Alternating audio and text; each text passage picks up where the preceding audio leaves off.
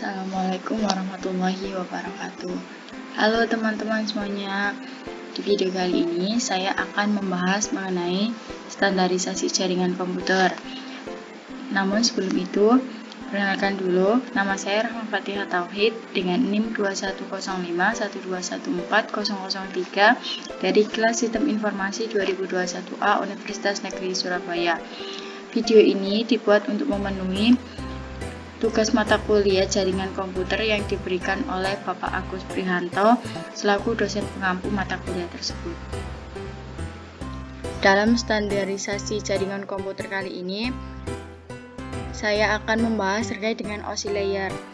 Sejarah singkat mengenai OSI layer yaitu pada zaman dahulu, komunikasi antar komputer dari vendor yang berbeda sulit dilakukan karena mereka menggunakan protokol dan format data yang berbeda-beda, sehingga International Organization for Standardization atau ISO membuat suatu arsitektur komunikasi yang dikenal sebagai Open System Interconnection atau OSI, model yang mendefinisikan standar untuk menghubungkan komputer-komputer dari vendor-vendor yang berbeda.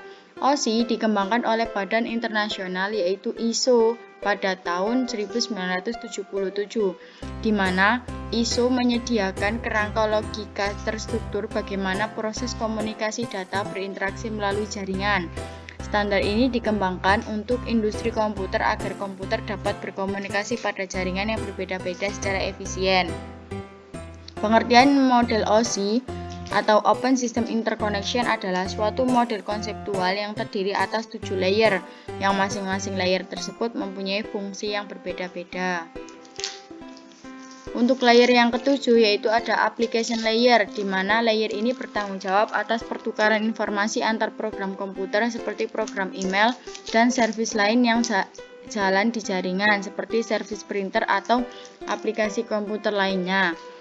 Di mana application layer ini juga berfungsi sebagai antarmuka dengan aplikasi dengan fungsionalitas jaringan, mengatur bagaimana aplikasi dapat mengakses jaringan dan kemudian membuat pesan-pesan kesalahan. Adapun protokol yang ada dalam lapisan ini yaitu ada HTTP atau Hypertext Transfer Protocol yang berfungsi untuk mentransfer dokumen dan web dalam sebuah web browser. Ada FTP yaitu File Transfer Protocol untuk mentransfer file komputer antar mesin-mesin dalam sebuah jaringan internet. Kemudian ada NFS yaitu Network File System, di mana jaringan protokol yang memungkinkan pengguna di klien komputer untuk mengakses file melalui jaringan dengan cara yang sama dengan bagaimana penyimpanan lokal yang diaksesnya.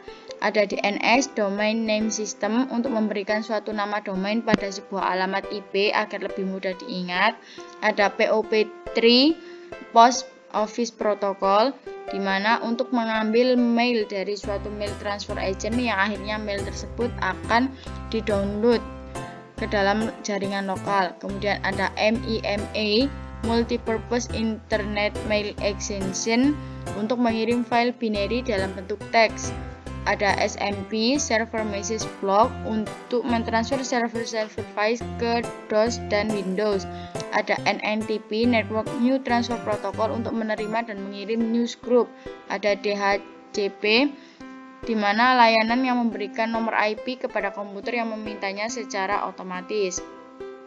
Ada Presentation Layer, lapisan ke-6 yang berfungsi untuk mentranslasikan data yang hendak ditransmisikan oleh aplikasi ke dalam format yang dapat ditransmisikan melalui jaringan.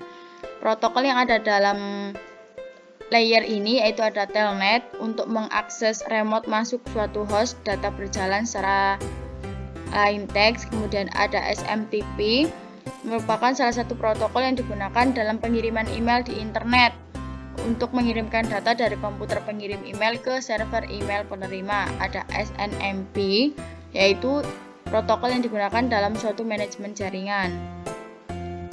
Kemudian ada Session Layer, lapisan kelima yang berfungsi untuk mendefinisikan bagaimana koneksi dapat dibuat, dipelihara, atau dihancurkan. Selain itu, di level ini juga dilakukan resolusi nama. Berikut adalah protokol yang ada dalam lapisan ini. Ada NetBIOS yang berfungsi sebagai penyiaran pesan, maksudnya memungkinkan user mengirim pesan tunggal secara serempak ke komputer lain yang terkoneksi. Kemudian ada NetBEUI yang berfungsi sama seperti NetBIOS, hanya sedikit dikembangkan lagi dengan menambahkan fungsi yang memungkinkan bekerja dengan beragam perangkat keras dan perangkat lunak.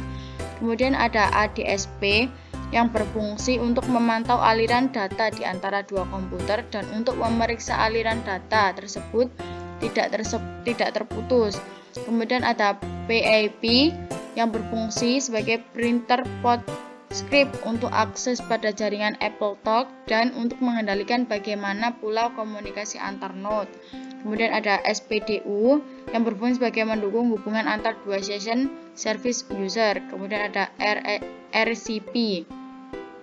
Yang lapisan keempat ada transport layer yang berfungsi untuk memecah data ke dalam paket-paket data serta memberikan nomor urut ke paket-paket tersebut sehingga dapat disusun kembali pada sisi tujuan setelah diterima. Selain itu, pada level ini juga membuat sebuah tanda bahwa paket diterima dengan sukses atau acknowledgement dan mentransmisikan ulang terhadap paket-paket yang hilang di tengah jalan.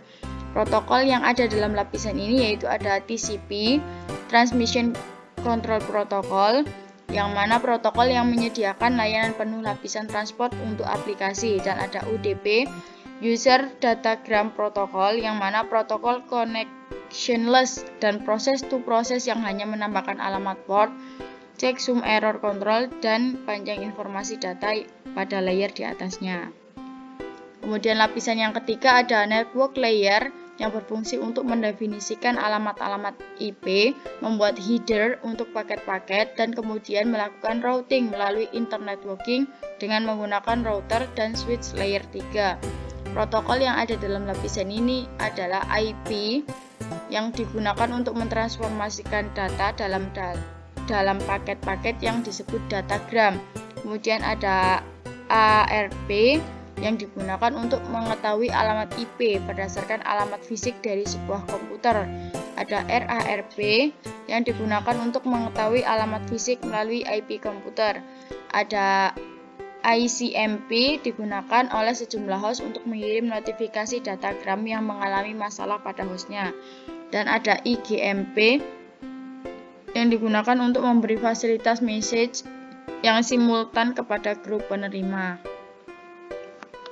Kemudian lapisan kedua ada data link layer yang berfungsi untuk menentukan bagaimana bit-bit data dikelompokkan menjadi format yang disebut sebagai frame, dan di mana level ini juga terkoneksi kesalahan, flow control, pengalamatan perangkat keras, dan menentukan bagaimana perangkat jaringan seperti hub, bridge, dan lain sebagainya. Dan lapisan media access control atau MIC. Protokol yang ada di dalamnya yaitu ada PPP yang digunakan untuk point to point pada suatu jaringan, ada sleep yang digunakan untuk menyambungkan serial. Dan pada lapisan yang pertama berfungsi untuk mendefinisikan media transmisi jaringan, metode pensinyalan, sinkronisasi bit, arsitektur jaringan, topologi jaringan, dan pengabelan. Selain itu, level ini juga mendefinisikan bagaimana network interface card dapat berinteraksi dengan media kabel atau radio. Protokol yang ada dalam lapisan ini tidak mempunyai protokol yang spesifik di layer ini, bertanggung jawab atas proses data menjadi bit dan mentransfernya melalui media seperti kabel, dan menjaga koneksi fisik antar sistem. Pada layer ini hanya mengirimkan bit-bit data. Kemudian selanjutnya ada TCP/IP. TCP/IP atau Transmission Control Protocol atau Internet Protocol adalah standar komunikasi data yang digunakan oleh komunitas internet dalam proses tukar-menukar data dari satu komputer ke komputer lain di dalam jaringan internet. Protokol TCP/IP dikembangkan pada akhir dekade 1970-an hingga awal 1980-an sebagai sebuah protokol standar untuk menghubungkan komputer-komputer dan jaringan untuk membentuk sebuah jaringan yang luas. TCP/IP merupakan sebuah standar jaringan terbuka yang bersifat independen terhadap mekanisme transport jaringan fisik yang digunakan, sehingga dapat digunakan di mana saja. Berikut ini adalah model TCP/IP. Yang pertama ada network interface yang berfungsi untuk meletakkan frame-frame jaringan di atas media jaringan yang digunakan, di mana TCP/IP ini dapat bekerja dengan banyak teknologi transport, mulai dari teknologi transport LAN, MAN, WAN, kemudian sampai dengan telepon network dan integrate service digital network, serta asynchronous transfer mode. Dan yang kedua ada internet, yang berfungsi untuk melakukan pemetaan atau routing dan enkapsulasi paket-paket data jaringan menjadi paket-paket IP. Protokol yang bekerja dalam lapisan ini yaitu Internet Protocol, Address Resolution Protocol, Internet Control Message Protocol, dan Internet Group Management Protocol.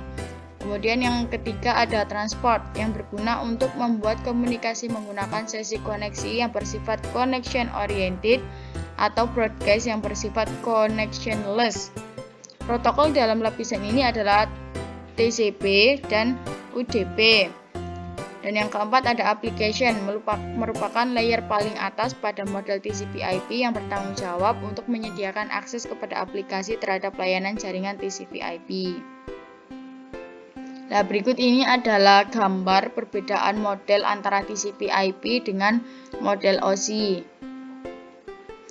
Nah, berikut ini adalah cara kerja dari OSI layer, di mana pembentukan paket dimulai dari layer teratas model OSI.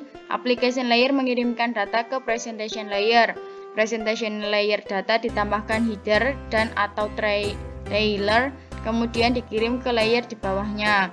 Pada layer di bawahnya pun demikian, data ditambahkan header dan atau trailer, kemudian dikirimkan ke layer bawahnya lagi. Terus demikian sampai ke physical layer. Di physical layer data dikirimkan melalui media transmisi ke host tujuan. Di host tujuan paket data mengalir dengan arah sebaliknya, dari layer paling bawah ke layer paling atas. Protokol pada physical layer di host tujuan mengambil paket data dari media transmisi, kemudian mengirimkannya ke data link layer. Data link layer memeriksa data link layer header yang ditambahkan host pengirim pada paket. Jika host bukan yang dituju oleh paket tersebut, maka paket itu akan dibuang. Tetapi jika host adalah yang dituju oleh paket tersebut, maka paket akan dikirimkan ke network layer. Proses ini akan berlanjut sampai ke application layer di host tujuan. Proses pengiriman paket dari layer ke layer disebut dengan peer layer communication. Nah, berikutnya adalah perbedaan antara TCP/IP dengan UDP.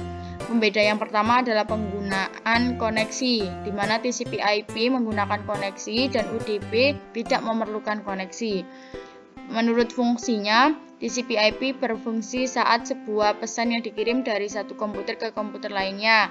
Kemudian pada saat UDP tidak hanya sebagai pengangkut pesan, tetapi juga dapat meneruskan paket yang dikirimkan ke pihak lain sehingga tidak berhenti di suatu tempat saja. Kemudian pembedanya ada aplikasi yang menerapkan. TCP/IP menerapkan pada platform email dan situs web, sedangkan UDP menerapkannya pada game, streaming, dan VoIP. Kemudian ada penjelajahan web. TCP menggunakan HTTP, HTTPS, Telnet, SMTP, dan FTP. Sedangkan UDP digunakan pada DNS, RIP, DHCP, layanan VoIP, TFTP, serta SNMP. Kemudian ada proses pengiriman data, mengatur ulang semua paket data dan menomorinya secara urut. Sedangkan pada UDP tidak mengatur ulang, dan jika ada permintaan eksternal akan diteruskan ke lapisan lain untuk dikelolanya. Kecepatan transfer TCP/IP lebih lambat daripada UDP. Dan ukuran header TCP/IP lebih besar daripada UDP. Nah, berikut ini adalah gambaran terkait perbedaan antara TCP/IP dengan UDP. Berikut ini adalah beberapa network protokol yang ada dalam standarisasi jaringan komputer. Yang pertama ada Secure Shell, kemudian ada Post Office Protocol version 3, yang mana sudah disebutkan di beberapa halaman sebelumnya. Dan berikut ini adalah ringkasan lengkapnya terkait dengan network protokol. Ada ICMP, ada point-to-point protokol, ada domain name system, ada HTTPS, kemudian ada SLIP, kemudian ada SMTP, ada HTTP, Telnet, FTP, DAP, SSL, kemudian yang terakhir ada SNMP. Mungkin itu saja yang dapat saya sampaikan, kurang dan lebihnya saya mohon maaf. Terima kasih. Wassalamualaikum warahmatullahi wabarakatuh.